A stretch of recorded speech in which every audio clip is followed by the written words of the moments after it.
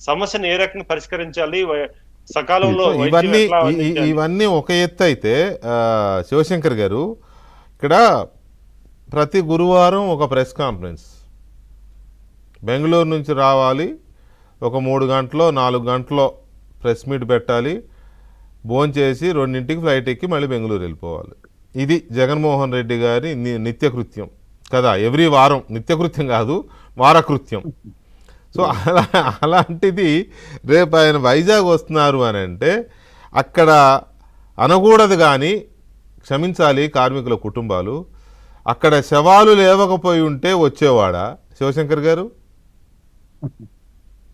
అంటే వెంకటకృష్ణ గారు ఇక్కడ ఏమవుతుంది అంటే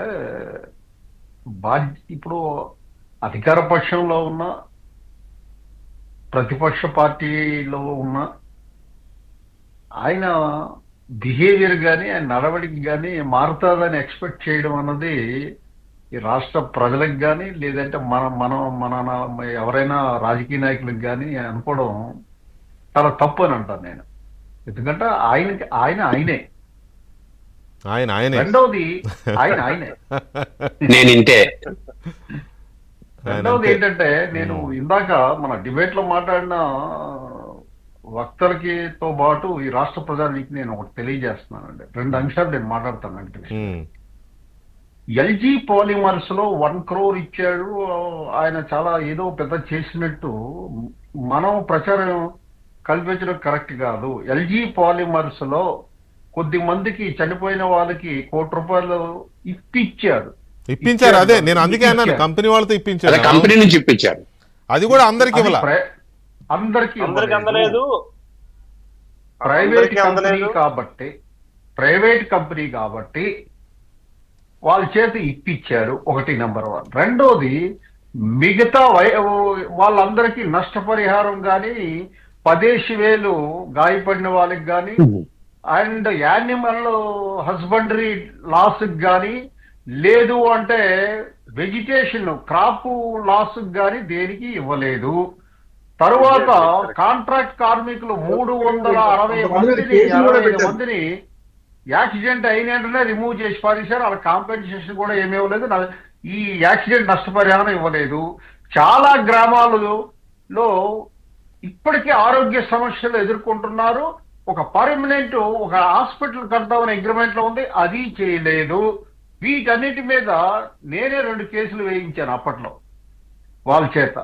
కాబట్టి ఈ ₹1 కోటి ఇప్పించాడు అన్న దాన్ని వాళ్ళతో పాటు అందరూ దాన్ని శివశంకర్ గారు ఇక్కడ ఇంకొక విషయం నేను యాడ్ చేస్తాను.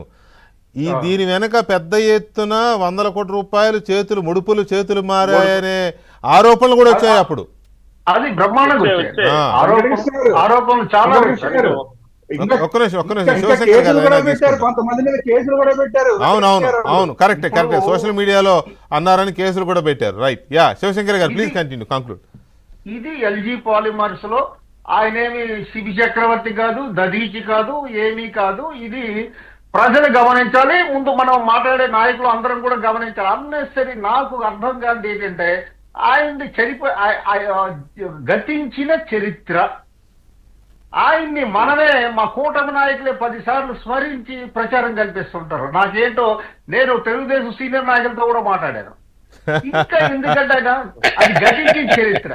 ఆ కాశ్మీర్ మనం ఎందుకంటే నిద్ర లేపడం అని చెప్తే కరెక్టే శివశంకర్ గారు, మీరు అన్నది 100% కరెక్ట్ అని అలా షేర్ చేసుకున్నారు కూడా.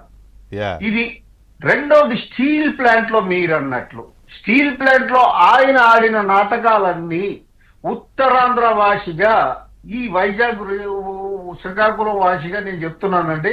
ఆ నాటకాలు అందరికీ తెలుసు, కానీ ఒక్కరికే తెలియటం లేదు. ఎవరు అనంటే మొదటి నుంచి కూడా ఆ పార్టీని అంటగాగుతున్నటువంటి యూనియన్ నాయకులు కొంతమంది ఉన్నారు. అది కరెక్ట్. భుజాన్ని వేసుకుని మోస్తున్న కొంతమంది, భుజాన్ని వేసుకుని ఈ రోజు కూడా ఆ పార్టీని మోస్తున్నారు. రేపు కూడా వాళ్ళు యాక్షన్, అక్కడ ఓవర్ యాక్షన్ ఉంటుంది. వస్తే చేయనివ్వండి, ఏం ప్రాబ్లం లేదు. ప్రతి ఒక్కరు గమనిస్తున్నాడు. స్టీల్ ప్లాంట్ ని కాస్త ఉన్న ఇది కూడా భ్రష్టు పట్టిపోతారు పోతాడు. స్టీల్ ప్లాంట్ కార్మికులు గమనించాలి. నాయకులు ఇప్పుడు స్టీల్ ప్లాంట్ కార్మికులందరూ సక్రమంగానే ఉన్నారండి. ఆ యూనియన్ నాయకులు ఏమిటంటే ఒక్కొక్కరు 100 కోట్లు గడిచేశారు. కాబట్టి వాళ్ళు మామూలుగా లేరు. వాళ్ళు గతంలో కూడా మేము అనేక సందర్భాలు అటాక్ చేసాం వాళ్ళని ఈ యాజిటేషన్ లో. కాబట్టి చాలా విషయాలు అందులో ఉన్నాయి. ఆయన అమ్మడానికి ప్రయత్నించాడనే విషయం అందరికీ తెలుసు. వేరే ఒక ప్రైవేట్ కంపెనీకి 4 ఎకరాలు ఇవ్వడానికి చాలా ప్రయత్నించారు. రెడ్ కార్పెట్ పరిచాడని అందరికీ తెలుసు. ఇది ఎవరికి తెలియని భాగవతం ఏం కాదండి. ఈ భాగవతాలు అన్ని అందరికీ తెలుసు. ఏం మాట్లాడతాడు ఆయన రేపు వచ్చి? ఏం మాట్లాడతాడు అనేది ఏం మాట్లాడినా స్క్రిప్టెడే కదా, స్క్రిప్టెడే. అది ఆ స్క్రిప్ట్ చదువుతారు, ఆ స్క్రిప్ట్ చదివి మళ్ళీ దొరికిపోతారు. ఊపులకి ఎన్డీఏ నాయకులు ఇదవుతారా? ఏముంది అతనికి చరిత్ర గతించిన చరిత్ర. ఆ కాశ్మీర్ పడి ఉంటే ఆయన ఏదో మీరు ఇందాక అన్నట్టు ప్రతి లక్ష్మీవారం వచ్చి ప్రెస్ మీట్ పెట్టుకుంటున్నాడు. అదే పొలిటికల్ యాక్టివిటీ అంతే. రైట్, డైలాగ్ అందులో వాడతాడు. రైట్. శివశంకర్ గారు ఒక్క నిమిషం సార్, ఒక్క నిమిషం సార్. బాబ్జీ గారు, ఇప్పుడు మీరు ఇందాక అన్నారు ఈ వచ్చిన సందర్భంగా చేసిన గందరగోళం ఇదంతా చూసాం మనం అని.